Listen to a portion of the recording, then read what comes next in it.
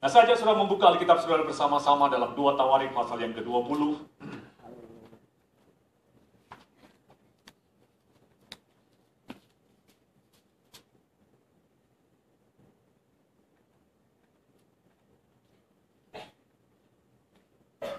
Akan berbicara pagi ini tentang Valley of Praise atau lembah pujian. Saudaraku, dalam bulan ini kita berbicara tentang overcoming trial. Bahwa kita bisa menang atau mengatasi setiap pencobaan, persoalan, ataupun tes yang terjadi dalam kehidupan kita. Berapa banyak saudara yang percaya bahwa Tuhan menentukan kita untuk menjadi orang-orang yang menang. Amin. Nah, dalam 2 Tawarik pasal yang ke-20 kita akan lihat di situ ada satu peristiwa, ada satu sejarah tentang bagaimana Tuhan melepaskan umatnya. 2 Tawarik pasal yang ke-20 kita akan baca ayat 1 sampai dengan ayat yang keempat. Saya bacakan untuk saudara. Dan judul daripada perikopnya adalah kemenangan atas Moab dan Amon, terakhir pemerintahan daripada Yosafat. Setelah itu Bani Moab dan Bani Amon datang berperang melawan Yosafat bersama-sama sepasukan orang Meuni. Datanglah orang memberitahukan Yosafat suatu laskar yang besar datang dari seberang laut Asin, dari Edom menyerang tuanku.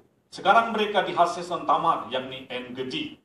Ayat yang ketiga, Yosafat menjadi takut lalu mengambil keputusan untuk mencari Tuhan. Dan ia menyerukan kepada seluruh Yehuda supaya berpuasa. Ayat yang keempat. Dan Yehuda berkumpul untuk meminta pertolongan daripada Tuhan. Dan mereka datang dari semua kota di Yehuda untuk mencari Tuhan. Amen. Nah, saudaraku, dalam 2 Tawarik pasal yang ke-20 kita bisa melihat di sini dan satu peristiwa bagaimana Tuhan melepaskan umatnya. Saudara, bulan ini kita akan banyak berbicara tentang overcoming trial. Kita nggak tahu apa itu satu kebetulan. Kalau kita nggak tahu apa yang terjadi dengan Indonesia, kita berdoa untuk pemilu di Indonesia. Tanggal 9 mereka ada pemilu, mereka juga Indonesia ini dalam satu keadaan yang sulit untuk diprediksi. Karena dua calon yang diperharapkan dua-duanya belum memuaskan. Ada yang suka Prabowo, ada yang suka Jokowi. Jadi saudara dipimpin Tuhan, saudara lakukan. Kita berdoa Tuhan baik atas Indonesia. Amin. Nah, saudara, bahwa dalam peristiwa ini bagaimana Tuhan melepaskan umatnya. Saudara, setiap kita, saudara yang percaya kepada Yesus, kita ini didesain Tuhan, diciptakan Tuhan, atau ditentukan Tuhan, bukan untuk menjadi orang yang kalah dengan persoalan, tapi kita ditentukan, didesain Tuhan untuk menang atas setiap persoalan. Dalam Roma pasal yang ke-8 ayat 37, kalau saudara bisa melihat di sana, saudara, ayat yang terkenal, dikatakan di sana bahwa dalam segala hal kita lebih daripada pemenang karena Dia yang akan mengasihi kita. Saudaraku, Tuhan desain kita, Tuhan ciptakan kita, Tuhan rancang kita untuk kita ini bisa cakap dan menang atas setiap persoalan. Nah, satu hal yang saudara perlu mengerti bahwa Tuhan itu ada di pihak kita. Tuhan berpihak dengan kita. Nah, saudara, kalau kita mau melihat kemenangan, kalau kita mau bisa melihat satu overcome, saudaraku, kita memang harus masuk melalui seorang yang menang itu harus masuk melalui satu pertandingan, satu perlombaan, atau satu peperangan. Amen. Nah, saudaraku, dalam 2 Tawarik pasal 20 di sini kita bisa melihat bahwa Yosafat Raja Yehuda waktu itu dikatakan dia mengalami satu serangan dari tentara yang besar, yaitu tentara gabungan antara Moab, Amon, dan tentara dari Meuni. Dan kita lihat di sini Yosafat mengalami satu kemenangan yang besar. Nah, kita akan melihat bagaimana Yosafat bisa merubah kesesakan ini menjadi satu kelepasan. Bagaimana dia bisa merubah penderitaan itu menjadi satu kebahagiaan. Atau bisa merubah keadaan yang kritis atau keadaan yang krisis itu menjadi satu kesempatan. Nah, kalau saudara melihat ada seorang yang bijak, dia berkata demikian, kunci daripada kemenangan, key of victory, itu adalah dia berkata begini, itu tergantung pada right attitude dengan right action. Jadi, sikap yang benar atau langkah yang benar itu akan menentukan kemenangan saudara. Jadi apa? Right attitude dengan right action.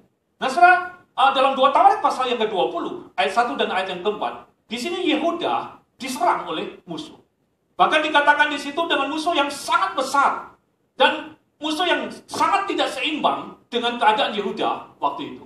Karena itu sahabat berkata, siapakah yang bisa melepaskan kami dari musuh yang begitu besar?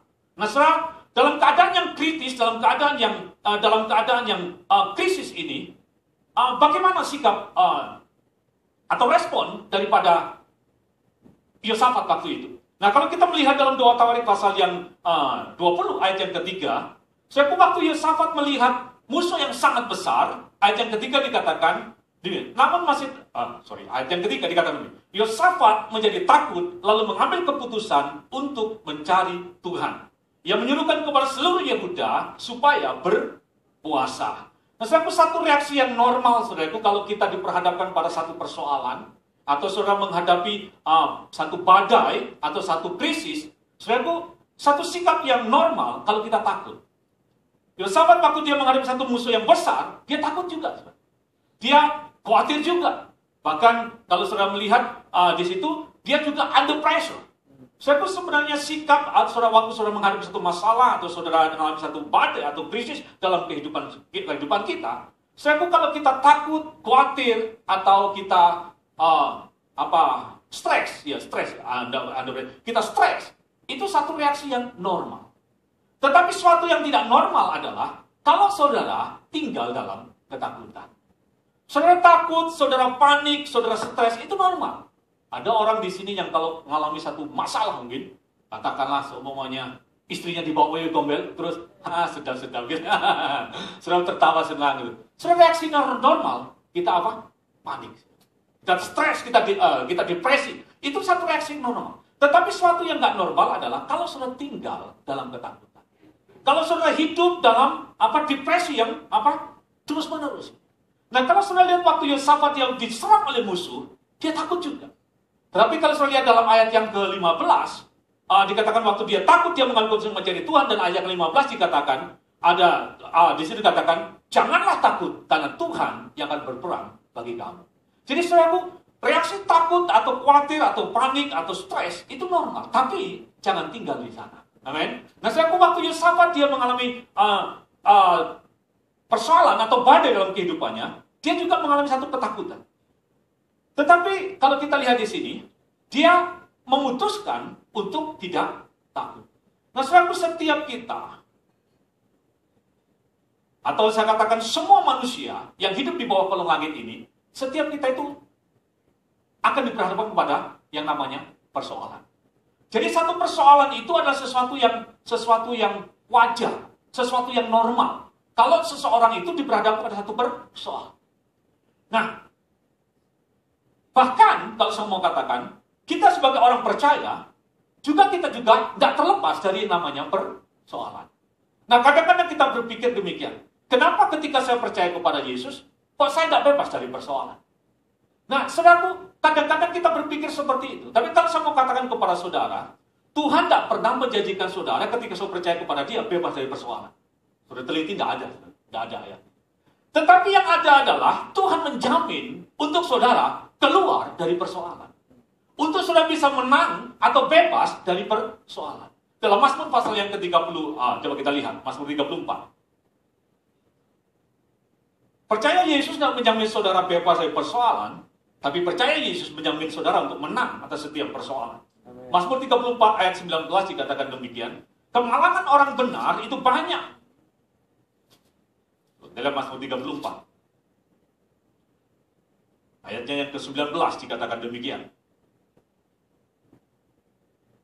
Ayat 20 dalam bahasa Indonesia, ayat 20. Dikatakan demikian, kemalangan orang benar banyak, tetapi Tuhan melepaskan dia dari semuanya itu. Saudaraku, percaya Yesus tidak dijamin untuk kita bebas dari persoalan. Tapi percaya Yesus, Tuhan jamin kita untuk kita bisa menang atau keluar atau overcome atas setiap persoalan. Kita bisa overcome setiap trial ataupun test ataupun temptation. Kita bisa overcome, kita bisa atasi. Nah, saudaraku, karena itu dalam Yakobus pasal yang pertama, coba kita lihat sebentar. Ketika kita diperhadapkan kepada persoalan, dikatakan di situ apa? Rejoice, bersukacitalah.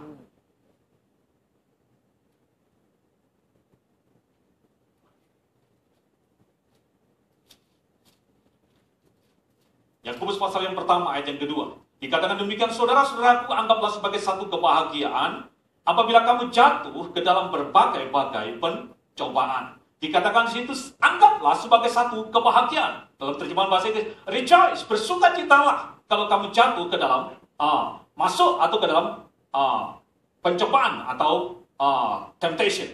Nah, saudaraku, kita percaya Tuhan menjamin kita untuk kita hidup dalam kemenangan. Kita bisa overcome, kita bisa atasi setiap persoalan yang diperhadapkan kepada kita.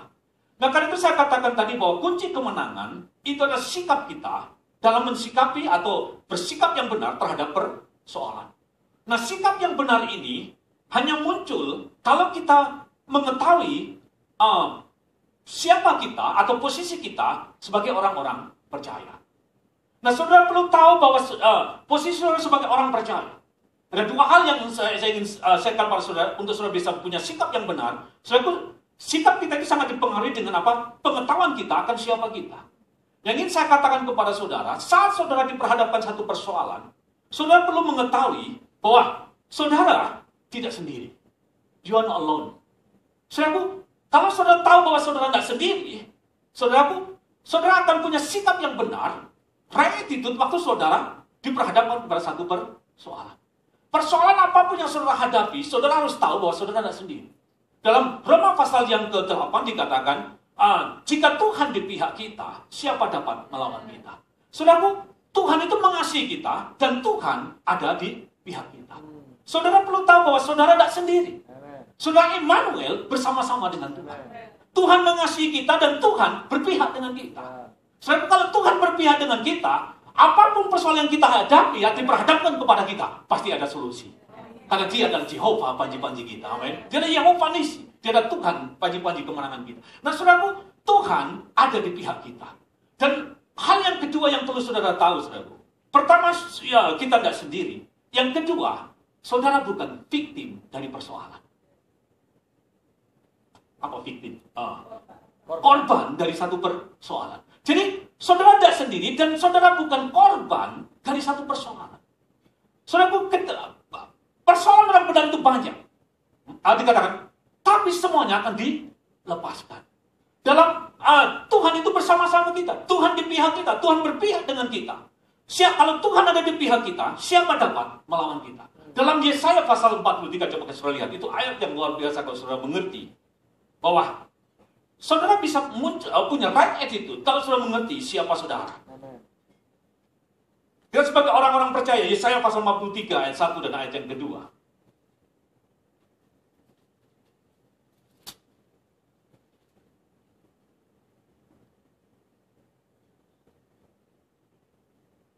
Dikatakan demikian. Tetapi sekarang beginilah firman Tuhan yang menciptakan engkau, hai Yakub, yang membentuk engkau, hai Israel.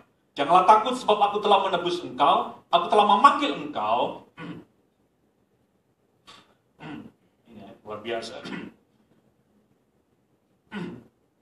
Dikatakan demikian, janganlah takut sebab aku telah menebus engkau, aku telah memanggil engkau dengan namamu, dan engkau ini kau punyaanku. Apabila engkau menyeberang melalui air, aku akan menyertai engkau. Atau melalui sungai-sungai, engkau tidak akan dihanyutkan. Apabila engkau berjalan melalui api, engkau tidak akan dihanguskan. Dan nyala api tidak akan membakar engkau. Saudaraku, yang pertama saudara perlu mengerti bahwa kita tidak sendiri. Dan yang kedua, kita bukan korban dari satu masalah. Saudaraku, apapun masalah yang terjadi dalam kehidupan kita, Tuhan berpihak kepada kita. Tuhan menyertai kita. Bahkan masalah itu nggak akan menghancurkan kita. Kalau saudara dengan sekalipun kamu melewati air itu nggak akan menghanyutkan engkau. Kamu melewati api itu tidak akan membakar engkau. Kita bukan mangsa, bukan korban dari satu persoalan, tapi kita adalah pemenang. Kita adalah victory. Kita adalah conqueror dari setiap persoalan.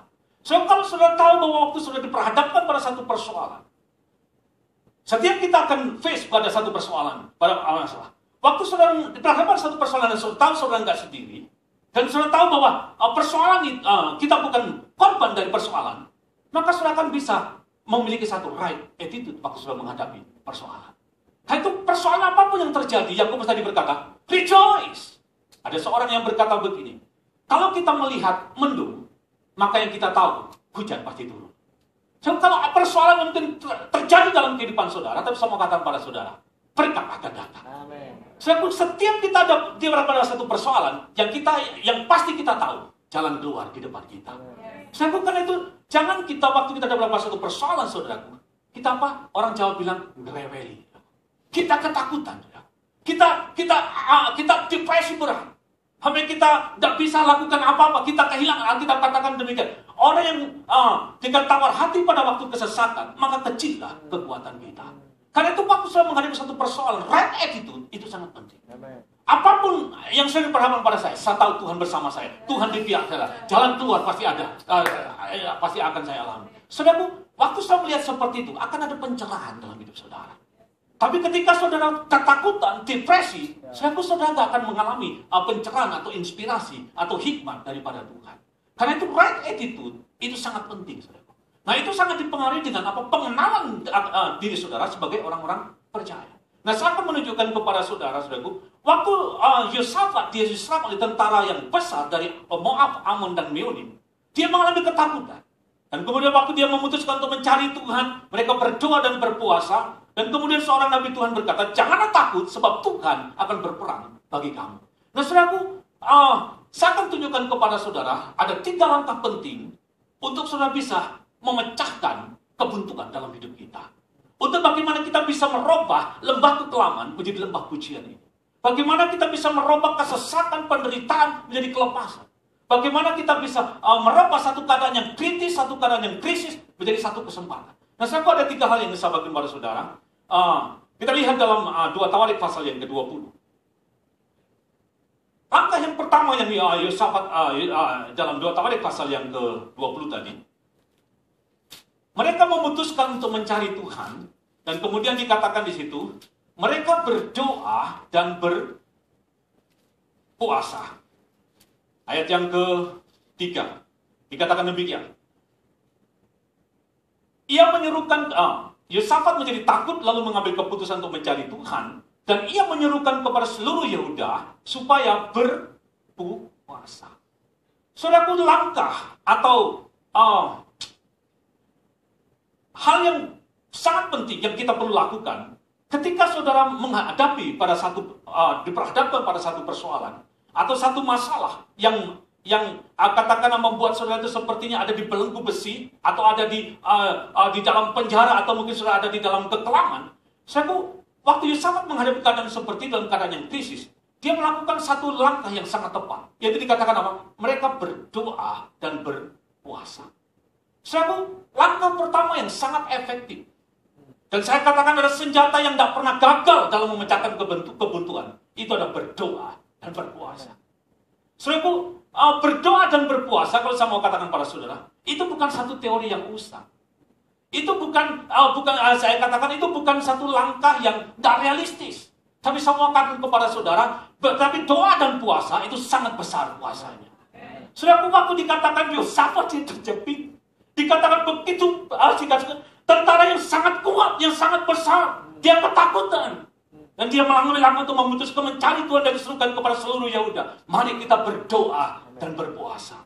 Sebab doa dan puasa bukan satu langkah yang tidak realistis. Tapi ini ada satu saya katakan pada saudara, bahwa itu doa puasa itu sangat besar kuasanya.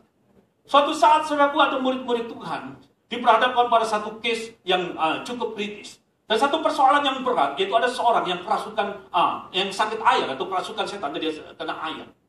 Dan waktu dia dibawa orang yang sakit ayan ini kepada murid-murid Tuhan, murid-murid Tuhan coba untuk mengusir setan, tapi setan ayan itu, setan tidak keluar.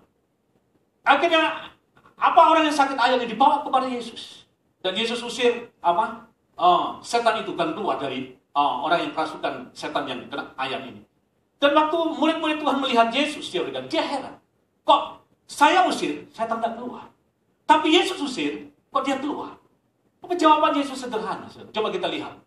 Dalam terjemahan bahasa Indonesia itu dalam kurung. Karena orang Indonesia meragukannya. Tapi dalam terjemahan bahasa Inggris itu nggak dalam kurung, saudara. Coba kita lihat Matius pasal 17 ayat 21. Matius 17 ayat 21. Dikatakan demikian.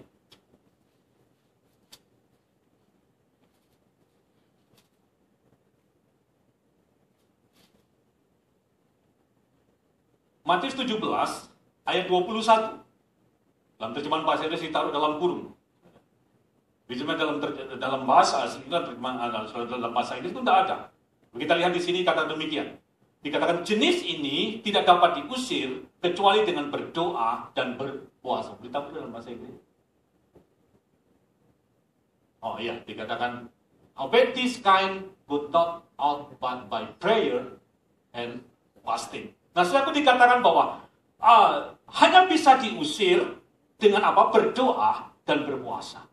So, kalau kita bisa lihat dalam ini, kita bisa lihat ada dua pelajaran yang penting. Yang pertama bahwa kekuatan musuh itu ada levelnya. Kekuatan setan itu ada apa? Levelnya. Dan yang kedua, saudaraku, juga persoalan itu juga ada apa? Levelnya, saudaraku. Jadi ada orang yang mengalami masalah itu yang mudah, tapi juga ada masalah yang apa? Sulit. Karena itu nanti minggu depan saya akan lanjutkan dari mana sebenarnya persoalan itu datang. Nah, saya tidak bahas ini, tapi minggu depan saya akan bahaskan. Nah, saudaraku, kita lihat di sini bahwa kekuatan musuh itu ada levelnya. Persoalan atau masalah juga ada levelnya.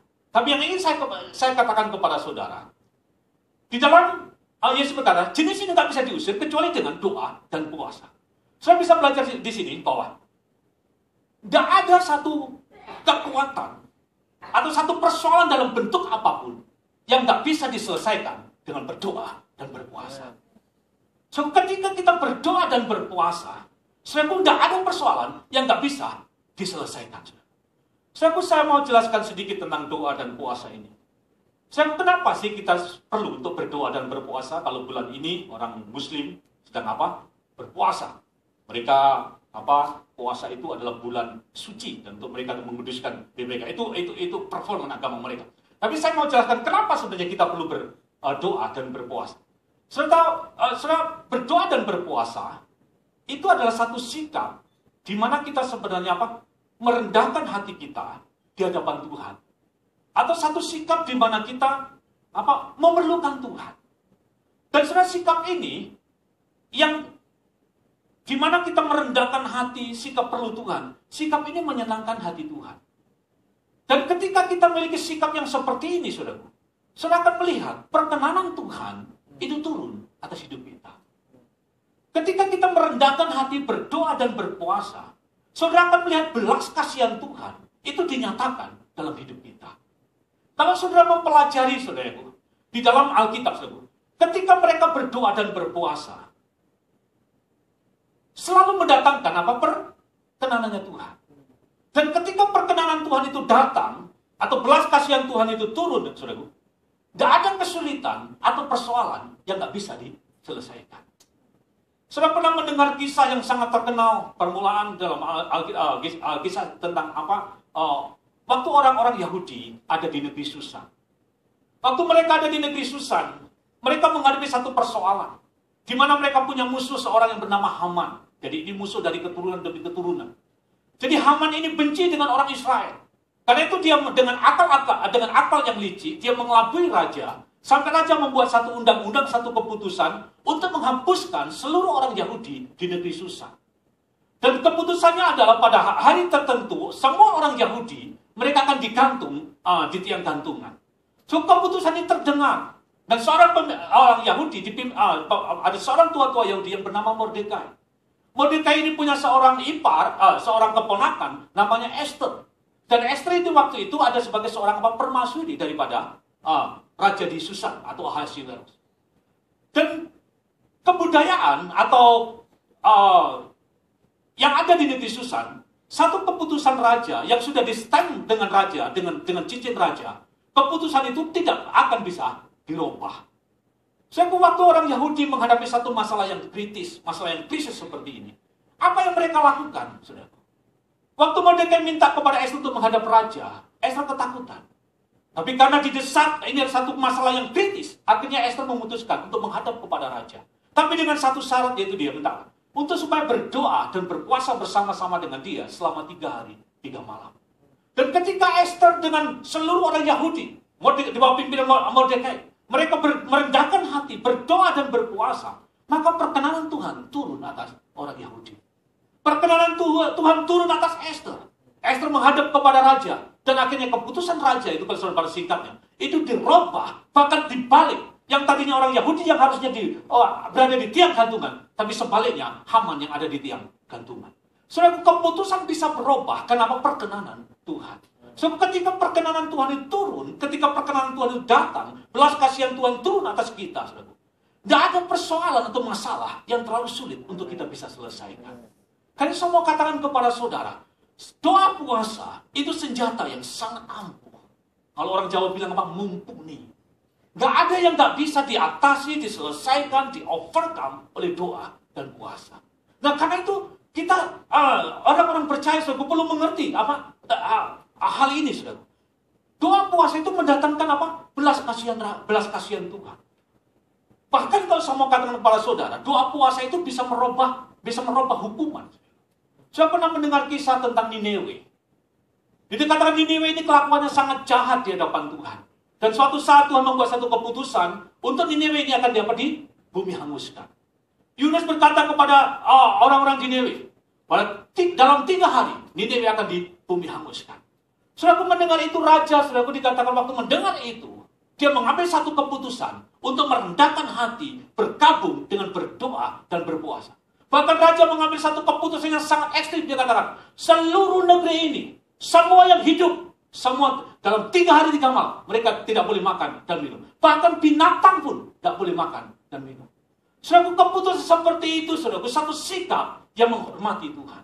Satu sikap yang saya katakan dia mengatakan, satu sikap yang merendahkan hati di hadapan Tuhan. Dan satu sikap yang perlu Tuhan. Dan ketika mereka berdoa dan berpuasa 3 hari 3 malam, satu keputusan itu berubah. Yang tadinya Nineveh harus dihukum habis. Tapi setelah lihat apa yang terjadi, Nineveh bisa, hukuman itu bisa ditarik kembali. Karena apa? Doa dan puasa. Saudaraku, ada kuasa yang besar dalam doa dan puasa. Karena itu kita perlu berdoa dan berpuasa. Saya mengalami kesaksian pertama kali saya bahwa ada kuasa dalam doa dan puasa. Itu waktu saya mau masuk SMA negeri. Saya ini orang miskin. Di Surabaya, saudaraku, kalau orang itu bisa untuk bisa sekolah yang baik, kalau di Indonesia itu sekolah Katolik. Kalau di Surabaya itu sekolah Petra atau Saint Louis. Dan itu biayanya sangat mahal sekali, saya orang miskin.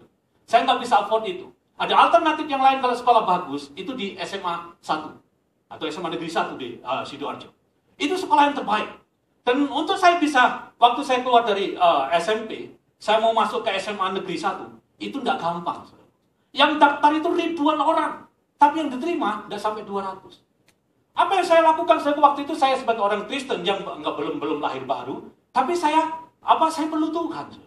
Saya waktu itu saya tidak tahu caranya doa dan puasa, karena saya dari gereja Kristen Jawi Wetan tidak pernah diajar doa dan puasa. Karena saya perlu Tuhan, saya mau masuk SMA negeri, SMA 1 negeri ini. Saya cari Tuhan. Saya lakukan doa dan puasa. Karena saya nggak tahu caranya, saya ikut seperti orang Muslim. Orang Muslim itu kalau pagi, waktu subuh, dia bangun, makan, setelah itu puasa, sampai maghrib, baru makan. Saya ikut, saudaraku. Itu SMP, saya usia 12 tahun. Saya memutuskan untuk berpuasa. Dan setiap pagi saya keluar waktu subuh habis makan. Saya keluar dari rumah saya, saudaraku. Keluar dari rumah saya itu ada satu taman kecil. Bukan taman, saudaraku, itu apa? Kampung, banyak bunganya. Itu saya pergi ke situ, saudaraku. Saya setiap mau tes, waktu kan masuk SMA negeri itu ada tes. Itu saya sujud, saudaraku. Saya kayak orang Muslim, saya sujud. Saya sujud, Tuhan tolong saya. Saya mau masuk SMA negeri. Sebab itu saya lakukan. Dan saya ikutin tes. Itu yang ikut tes itu ribuan. Itu lebih dari 2.500-an orang. Yang diterima cuma agak sampai 200. Sebab saya orang Jawa bilang ngelokro di hadapan Tuhan. Saya perlu Tuhan. Tuhan tolong saya. Saya mau sekolah yang baik, Tuhan. Saya tidak ada biaya kalau mau masuk ke Petra atau Saint Louis. Tapi saya mau masuk ke SMA negeri ini. Saya doa dan puasa. Dan sudah apa yang terjadi? Saya ikutin ujian. Dan waktu kami melihat keputusan Arisa terakhir, itu ditempel saudaraku di papan, itu saya tahu bayangkan, wah itu deg-degan saudaraku. Kalau saya nggak diterima ya saya akan cari sekolah yang sekolah. Itu deg-degan betul. Saya lihat dari satu lembar ini nggak ada namanya. Saya ada di nomor 5 urutan terakhir. Jadi 5 terakhir. Di situ ada, wah saya haleluya Tuhan. Dan waktu itu saya tahu bahwa ada kuasa dan doa dan puasa. Saudaraku, saya masuk ke SMA negeri, saudaraku. Sekolah yang paling bagus kalau di Jawa Timur, saudara, SMA 1 itu paling bagus. Nah, saudaraku, saya masuk ke sana mulai dapat doa dan puasa. Dan saya pernah mengalami berikutnya waktu kami bangun gedung gereja di Timur-Timur 10 tahun yang lalu. Saya ada di Timur-Timur. Waktu gedung itu sudah jadi, pemerintah putuskan gedung itu harus dibongkar. Jadi karena pemerintah katakan harus dibongkar. Apa yang kami lakukan, saudara? Kami berdoa dan berpuasa. Sudah tahu di Timur-Timur itu mayoritas Katolik. Waktu itu dipimpin oleh Uskup Belo. Indonesia masih masa transisi. Dan itu sangat dominan sekali. Kalau udah Uskup bilang bongkar, itu bongkar. Jadi, waktu kami menghadapi seperti itu, kami doa dan puasa. Dan waktu kami berdoa dan berpuasa, ada satu keputusan yang dadak, saudara. Dia berkata begini, pertemukan bupati, pemimpin Katolik dengan saya. Jadi kami bertiga dipertemukan. Itu padahal sudah keputusan sudah dibongkar. Tapi kami ada akhirnya ada satu kebijakan, pertemukan dulu. Dan waktu kami bertemu, saudara, kami bertiga bertemu di kantor bupati. Kasih karunia Tuhan ada pada saya. Bupati ini ngomong begini, kami persilahkan Bapak Pendeta untuk memberikan alasan kenapa gereja itu dibangun. Akhirnya saya ceritakan, saudaraku. Sudah tahu saya ini bukan orang yang pandai berbicara, tapi hanya perkenanan Tuhan atas hidup saya. Saya ngomong, saudaraku, saya jelaskan. Akhirnya Pak Bupati ini ngomong, oh begitu ya Pak Pendeta. Yang pemimpin Katolik itu berkata, kalau begitu Pak, gereja Bapak boleh tetap berdiri. Dan dia minta kepada Pak Bupati itu dikeluarkan IMB-nya. Saya akhirnya gereja itu tetap berdiri dan IMB dikeluarkan. Saudaraku, doa puasa, ada besar puasanya. Saya waktu bangun hubungan sama istri saya, belum diprosit sama orang tuanya, saudaraku. 3 hari 3 malam, kami harus berdoa dan berpuasa. Karena cinta 3 hari 3 malam juga nggak terasa. Akhirnya kami prosit. Semua karena apa? Doa dan puasa. Saudaraku, berdoa dan berpuasa, itu kuasanya luar biasa. Tidak ada persoalan, tidak ada kesulitan, tidak ada tembok, tidak ada benteng yang nggak bisa diruntuhkan, ditembus oleh doa dan puasa.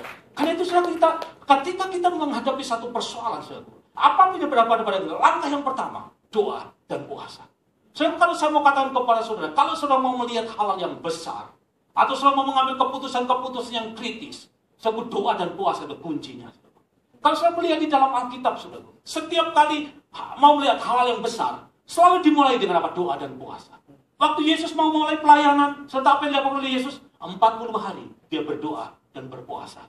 Yesus saja perlu puasa, kita nggak puasa. Sebab Yesus dari 40 hari dia doa dan puasa. Kalau sudah melihat gereja mula-mula, waktu setiap kali mereka mengambil satu keputusan untuk mengembangkan pelayanan atau mengutus seseorang, yang mereka lakukan adalah berdoa dan berpuasa. Coba saya tunjukkan beberapa ayat. Supaya saudara ngerti di sini. Kisah Rasul pasal 13 ayat 2 dan ketiga. Saudaraku, berdoa dan berpuasa itu bukan hukum Taurat, saudara. Tapi itu adalah cara kita di mana kita merendahkan hati di hadapan Tuhan. Kisah Rasul pasal yang ke-13 ayat 2 dan ayat ketiga. Gereja mula-mula, saudaraku, mereka senang melakukan doa dan puasa. Kisah Rasul pasal yang ke-13 ayat 2 dan ketiga. Pada suatu hari ketika mereka beribadah kepada Tuhan dan berpuasa, dan mereka berpuasa gereja mula-mula.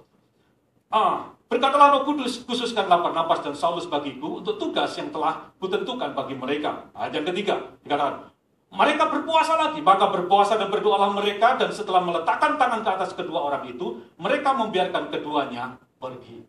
Jadi setiap kali kita mau melakukan hal yang besar, atau keputusan-keputusan yang besar, kita langkah yang sangat efektif, itu adalah berdoa dan berpuasa. Saudara, Paulus juga setiap kali dia menghadapi satu masalah, dia berdoa dan berpuasa. Kalau sudah melihat dalam, sudah catat saja ayatnya dalam 2 Korintus pasal 11 ayat 12 dikatakan, kerap kali aku diperhadapkan pada kesulitan-kesulitan. Dan kerap kali aku tidak makan. Dan dikatakan kerap kali juga aku berpuasa. Jadi saudaraku, Paulus sendiri juga berpuasa. Dia adalah seorang pembicara grace, dia seorang pembicara anugerah, tapi dia berpuasa. Jadi adalah sangat salah kalau pembicara grace berkata tidak perlu berpuasa. Mereka banyak berkata begini, puasa itu Yesus sudah lakukan, kita nggak perlu lakukan. That's wrong. Saudaraku. Karena Alkitab di Paulus, saudara dalam Alkitab pembicara grace adalah Paulus. Paulus berpuasa. Amin. Jadi apa berpuasa itu ada cara yang sangat efektif untuk kita bisa menang atas setiap persoalan atau masalah yang diperhadapkan kepada kita. Jadi langkah yang dilakukan pertama waktu dikatakan Yosafat menghadapi satu keadaan yang kritis, mereka berdoa dan berpuasa. Jadi berpuasa adalah langkah yang sangat efektif, langkah pertama yang sangat efektif untuk kita menang atau memecahkan setiap kebutuhan. Yang kedua, saudaraku, apa yang perlu yang dilakukan oleh yang kita perlu lakukan? Yang kedua adalah kita perlu mencari hikmat Tuhan.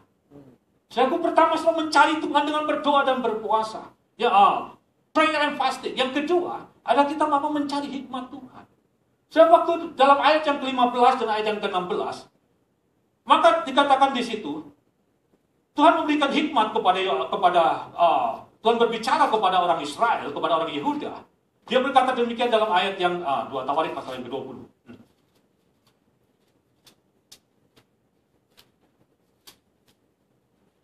2 Tawarik pasal yang ke-20 ayat 16 dikatakan demikian.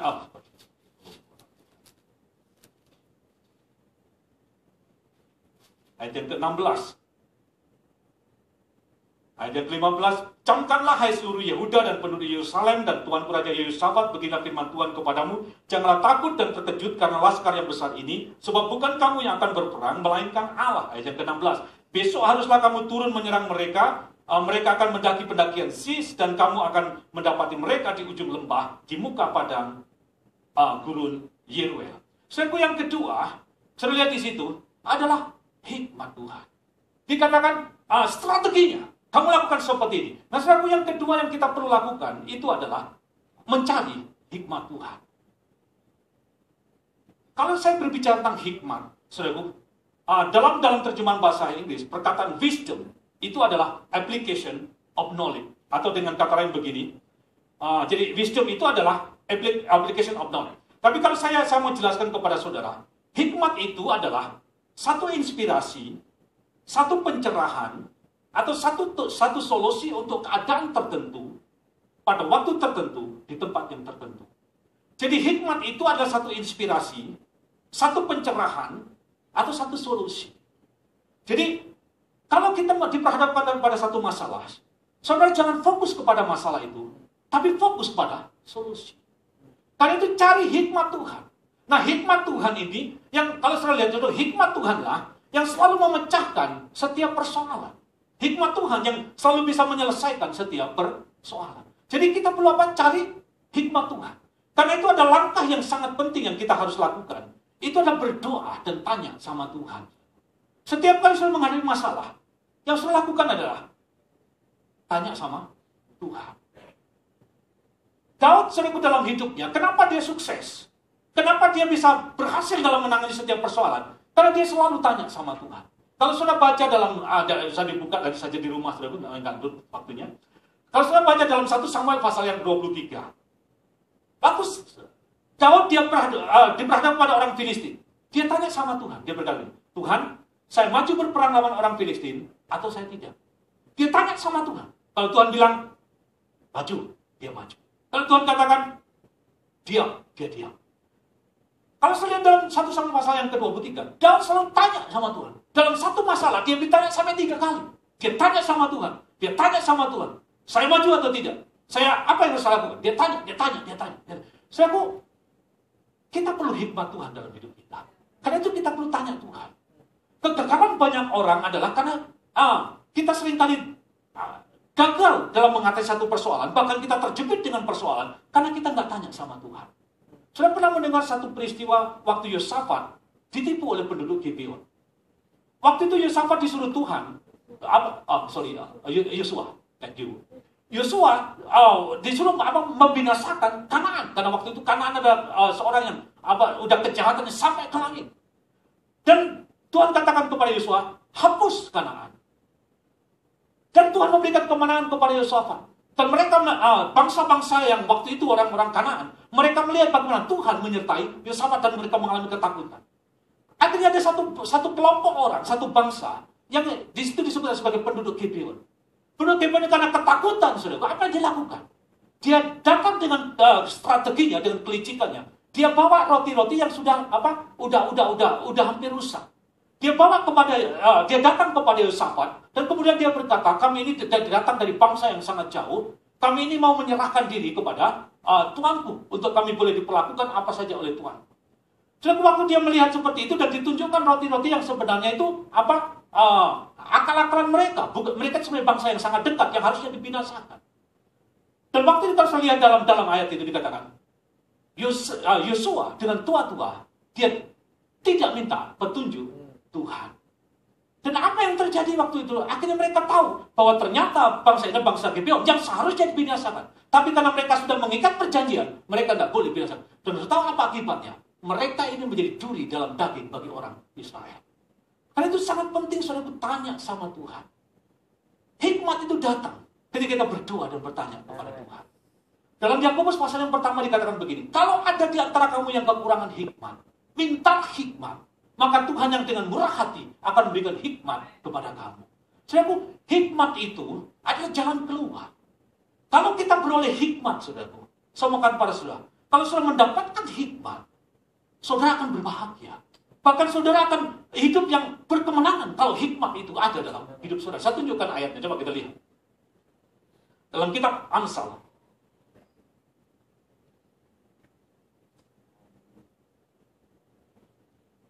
Amsal pasal yang ketiga, ayat 13.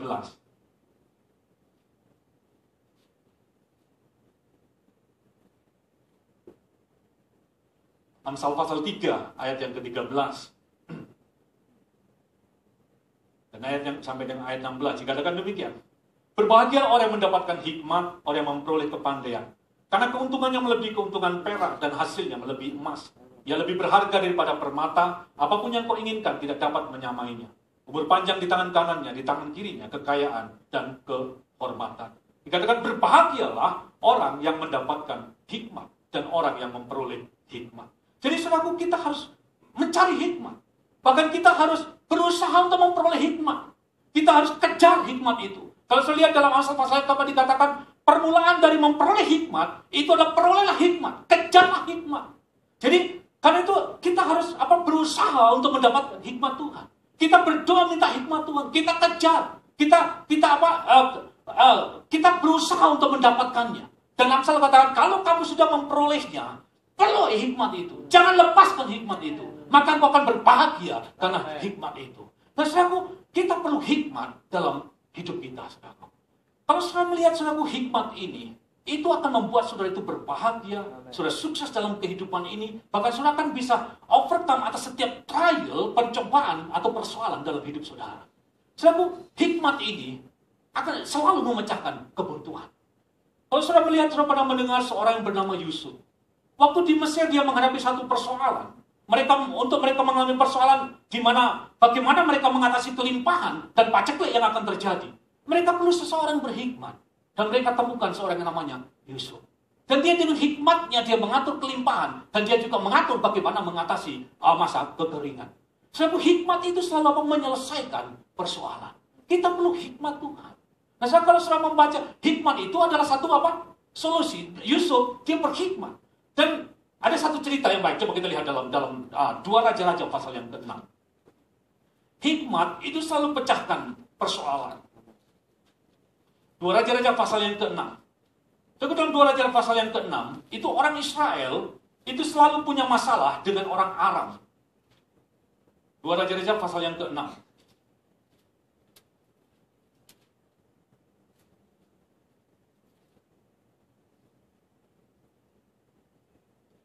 Kalau saudara membaca dari ayat yang ke-8, dalam judul daripada perikopnya adalah tindakan Elisa dalam peperangan melawan Aram. Saudara kalau membaca ayat 8, Raja negeri Aram sedang berperang melawan Israel, ia berunding dengan pegawai-pegawainya, lalu katanya ke tempat ini dan itu harus kamu turun menghadap. Dalam cerita ini, orang Israel itu dikuasai oleh Aram. Dan mereka selalu ditekan atau menghadapi permasalahan yang hebat dengan Aram. Nah, bagaimana untuk supaya Aram dengan Israel itu bisa berdamai? Nah, suatu saat, saudaraku, kelompok daripada orang Aram ini, dia menyerang Elisa. Karena Elisa ini dengan pengetahuannya, dia bisa memberikan petunjuk kepada orang Israel. Nah, waktu Elisa diserang, yang akhirnya aku sudah lihat dalam cerita itu, adalah Elisa membutakan mata daripada tentara-tentara Aram waktu itu. Dan waktu tentara Aram ini dibutakan dan akhirnya dibawa ke Yerusalem, dan menjadi satu tawanan. Dan waktu dia ditunjukkan kepada raja ini bertanya kepada Elisa, Elisa, apa yang harus kami lakukan dengan tawanan itu? Apakah kami harus bunuh mereka? Elisa menjawab sederhana begini, apakah itu jadi kebiasaan kamu? Kalau seorang tawanan itu harus dibunuh. Tapi lakukan hal ini. Kalau kamu ingin ada damai sejahtera di Israel. Lepaskan tawanan itu, kasih makan, dan pulangkan dia. Lalu saya baca dalam ayat yang ke-21, coba ayat selanjutnya. Dalam ayat 21. Lalu bertanya Raja Israel kepada Elisa, tatkala melihat mereka, kubunuhkah mereka, Bapak? Tetapi jawabnya, biasakah kau bunuh yang kau tawan dengan pedangmu dan dengan panahmu? Tetapi hidangkanlah makanan dan minuman di depan mereka, supaya mereka makan dan minum, lalu pulang kepada Tuhan mereka. Ayat yang ke-23. Disediakannya bagi mereka jamuan yang besar, maka makan dan minumlah mereka. Sesudah itu dibiarkan mereka pulang kepada Tuhan mereka. Sudah lihat ayat yang selanjutnya. Sejak itu, tidak ada lagi gerombolan-gerombolan Aram memasuki negeri Israel. Suatu hikmat selalu pecahkan persoalan. Kadang-kadang sudah kita hadapi satu persoalan yang sulit, tapi hikmat Tuhan adalah solusi. Karena itu kita harus cari hikmat Tuhan. Kita harus kejar hikmat Tuhan. Kalau kita sudah dapatkan hikmat itu, kita rangkul, kita peluk. Karena hikmat itulah yang membawa kita untuk kita bisa sukses, untuk kita bisa makmur, untuk kita bisa berkemenangan dalam hidup ini. Sebab Yosafat, dia yang kedua, dia mencari hikmat Tuhan. Dia berdoa dan berpuasa mencari Tuhan. Dan kemudian hikmat Tuhan turun. Dan sebab langkah yang kedua adalah hikmat. Langkah yang ketiga yang terakhir. Yang ketiga, saudaraku, apa yang dilakukan oleh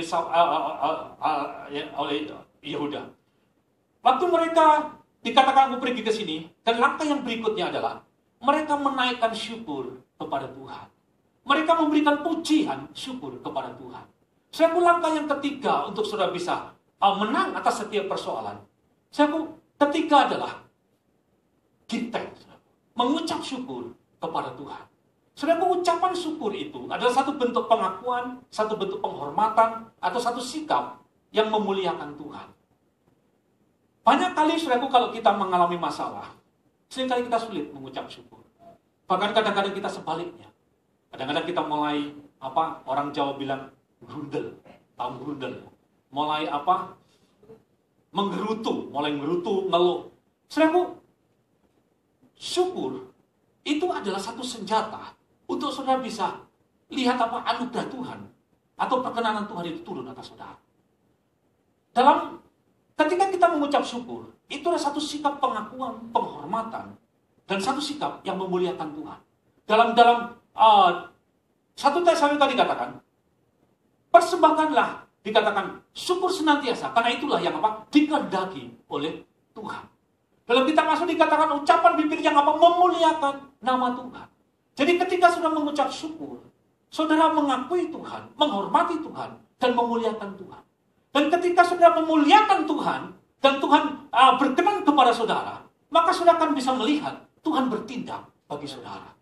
Kalau saudara lihat di situ, ketika Yosafat dengan bangsa Israel, atau waktu itu para imam yang berjalan di depan dengan pakaian putih, dan mereka menyanyikan satu pujian, sebab Tuhan baik dan bahwasanya untuk selama-lamanya kasih setianya. Dan apa yang terjadi ketika mereka menyanyikan ucapan syukur kepada Tuhan?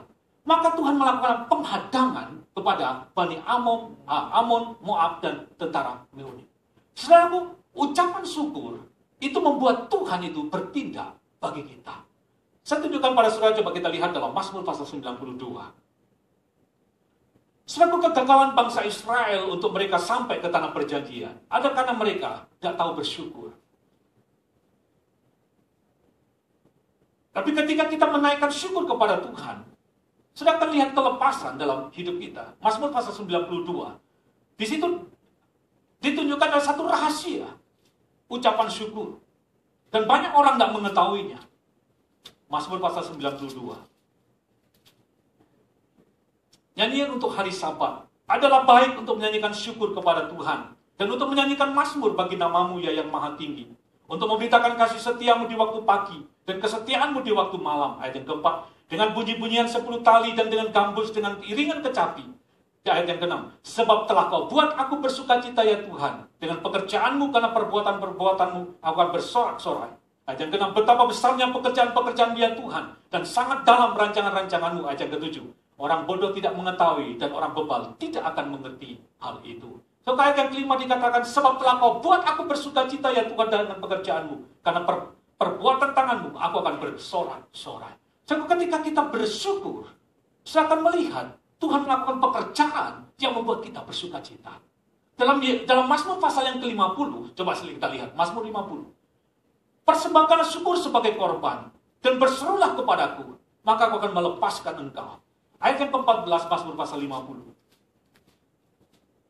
Mazmur pasal yang ke-50. Ayat yang ke-14 dan ayat yang ke-15. Dikatakan demikian. Persembahkanlah syukur sebagai korban kepada Allah dan bayarlah nasarmu kepada yang maha tinggi. Ayat yang ke-15. Berserulah kepadaku pada waktu kesesakan. Maka aku akan meluputkan engkau dan engkau akan memuliakan aku. Nah, saya lihat di situ dikatakan di sini bahwa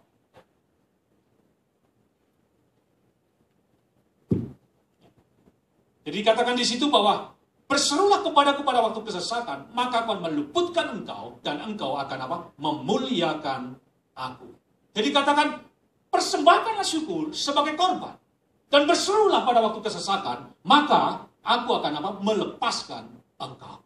Saudara, ucapan syukur itu mendatangkan perkenanan Tuhan, dan Tuhan bertindak bagi kita. Kalau sudah membaca lagi tunjukkan satu ayat lagi, Mazmur pasal 149. Pujian pengagungan, itu adalah senjata untuk menghancurkan belenggu-belenggu musuh. Mazmur pasal yang ke-149. Ayat yang ke-6, biarlah pujian pengagungan Allah ada di dalam kerongkongan mereka, dan pedang bermata dua di tangan mereka, untuk melakukan pembalasan terhadap bangsa-bangsa, penyiksaan terhadap suku-suku bangsa, untuk membelenggu raja-raja mereka dengan rantai, dan orang-orang yang mulia dengan tali-tali besi. Ayat yang ke-9, untuk melaksanakan terhadap mereka hukuman seperti yang tertulis. Itulah semarak bagi semua orang yang dikasihinya. Haleluya. Nah, saudaraku, ucapan syukur itu mendatangkan perkenanan Tuhan. Membuat Tuhan itu bertindak atau bergerak bagi kita. Waktu Yosafat bersama-sama dengan para imam, mereka menyanyikan sebab Tuhan baik dan bahwasanya itu selama-lamanya kasih setianya. Maka Tuhan bertindak bagi mereka. Dan Tuhan melakukan satu penghadangan dan membinasakan tentara Moab, Ammon, dan Meuni. Nah, saudaraku, korban syukur itu menyenangkan hati Tuhan. Orang Israel, saudaraku, setiap kali mereka melihat Tuhan melakukan sesuatu, mereka terima kasih. Tapi ketika mereka melihat sesuatu yang berlawanan, mereka mulai mengeluh dan menggerutu. Saya mau katakan kepada saudara, apapun yang diperhadapkan kepada saudara, persembahkanlah syukur sebagai korban. Saudaraku, korban syukur itu menyenangkan hati Tuhan. Korban syukur itu menghormati Tuhan. Korban syukur itu mengakui Tuhan. Korban syukur itu membuat Tuhan bertindak bagi kita. Suatu ketika ada seorang hamba Tuhan namanya Paulus dan Silas. Waktu dia memberitakan Injil dan dia ditangkap. Dan dia dimasukkan dalam penjara Filipi yang paling dalam. Dan waktu dia dibelenggu dikatakan, dia dibelenggu dan dimasukkan ke dalam penjara yang paling dalam. Dalam Daniel. Saya pernah pergi ke tempat itu, di penjara yang seorang kalau masukkan dalam penjara. Itu di satu bukan di goa, tapi di sangat dalam sekali. Jadi seperti satu ruangan yang gelap. Nah, saudaraku, waktu dia ada dikatakan dibelenggu dan di dalam keadaan yang gelap. Dalam Kisah Rasul pasal yang 16, di tengah malam. Kita tahu perkataan midnight itu bagus sekali. Perkataan midnight itu perkataannya keadaan yang paling gelap. Di tengah malam. Maka Paulus dan Silas menaikkan syukur kepada Tuhan. Dan ketika mereka menaikkan syukur kepada Tuhan, apa yang terjadi? Karena maka terjadi gempa bumi yang hebat dan pintu-pintu penjara terbuka. Saya mau katakan pada saudara, kita naikkan korban syukur kepada Tuhan. Tuhan akan bertindak bagi kita. Tuhan berperang bagi kita. Apapun persoalan kesulitan yang saudara alami, mungkin seperti belenggu, mungkin seperti tembok, mungkin seperti benteng. Tapi ketika kita naikkan korban syukur, Tuhan berperang bagi kita. Saudara, mereka menaikkan syukur dan Tuhan bertindak bagi mereka. Dan ada 3 kunci yang saya ingin katakan kepada saudara. Apapun persoalan yang akan diperhadapkan kepada kita. Mungkin gelap, mungkin susah, mungkin berat. Bisa ngomongkan kepada saudara. Ada 3 jurus yang sangat penting. Yang pertama, Pak, doa dan puasa. Yang ketiga, yang kedua, apa? Hikmat Tuhan. Yang ketiga, bersyukur. Jadi saya pray and fasting, wisdom, sama yang ketiga adalah give thanks. Sebab 3 hal ini akan membuat saudara bisa menang atas setiap persoalan apapun yang diperhadapkan pada saudara. Tidak peduli siapa yang naik di Indonesia, tapi Tuhan berpihak kepada kita. Amin. Kita panggil